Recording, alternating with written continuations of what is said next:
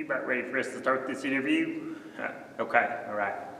Well, welcome friends. We are so glad to have you joining us here today for a very, very special video presentation here on behalf of New Life Lutheran Church and Hope Lutheran Church. We have a very special guest with us who's going to be with us here all throughout this Christmas season here. This is, do you mind if I introduce you? This is Tiny Bishop. See, here these days we have all been blessed to get to have Tiny Bishop to come and visit different Lutheran congregations around our area here in the Northwestern Pennsylvania Synod of the Evangelical Lutheran Church in America, and especially during COVID times when we can't all, physically necessarily get to different places as often as we might want to. Well, Tiny Bishop has been able to come and visit different places, and he gets to be with us here this time of year, here this Christmas, here for Christmas 2021. So what we're real excited to have him, and even though I know his time is real precious, got lots to do for the time he's with us, we're excited not only to get to have him with us for Christmas Eve services and things going on, festivities and whatnot at the church. We also are really, really lucky in that Tiny Bishop has been willing to grant an interview where we could, sort of pick his brain and ask him some questions about himself and maybe some questions about God or faith or spirituality, that kind of thing. So I hope you all enjoy this interview. Let's see, let me consult my notes here. Okay, let's start with number one here. Tiny Bishop, let's start with something easy. Can you tell us what is your favorite hymn to sing, your favorite song in church?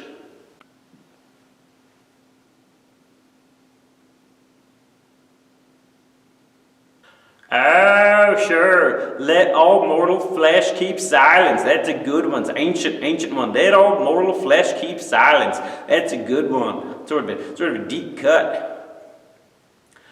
All right, let's see what we got next here on my list. Okay, all right. Tiny Bishop, what is your favorite Bible verse?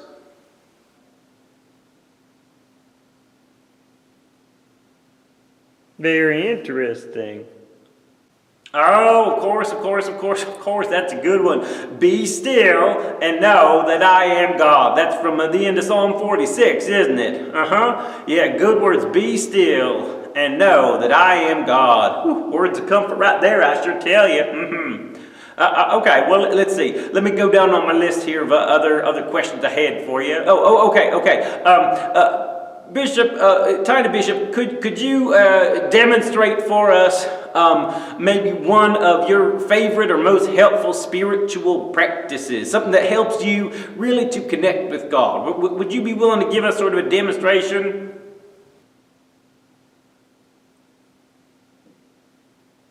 Oh, I see what you're doing there. Oh yeah, contemplative prayer. Just what the old master said was practicing the presence of God. Isn't that what Brother Lord said? That's beautiful. Just silent time with God, just being there with God. That's beautiful, boy. You didn't even have to say it all. You just showed it to us. You gave us a master class in contemplative prayer. That was fantastic. Okay.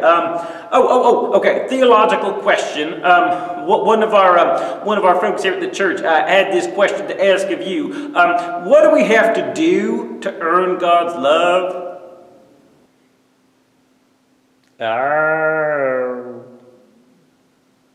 Of course, nothing. That's right, nothing at all. We are, as Lutheran Christians, we sure know we are justified by grace through faith apart from works. In other words, God's grace is what makes us right with God. There's no earning, there's no points, there's nothing you have to do to make God love you. You're already beloved. Thanks for that reminder. That was a good one there, right there. Okay, all right. I got another kind of theology sort of a question. Somebody here notes that, like on Sunday mornings, sometimes in our confession and forgiveness in our worship service, we tell God that we are sorry. We confess that not just the things we've done, but the things we've left undone. And some people talk about that there are sins that you commit, and then there's sins of omission. Could you talk a little bit more? Could you show us a little more about what sin of omission is? Yes, go on.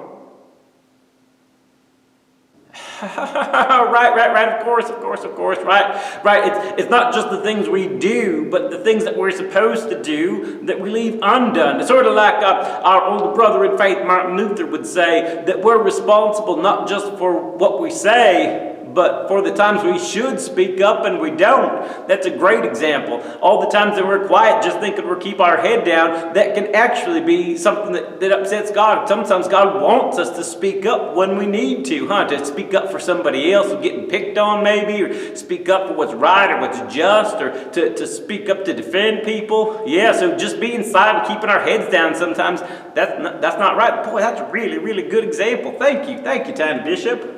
Oh boy, we've gotten into some really deep territory here. I tell you what, let's just end on a festive, more fun kind of a note. Out of curiosity, Tiny Bishop, what's your favorite Christmas carol?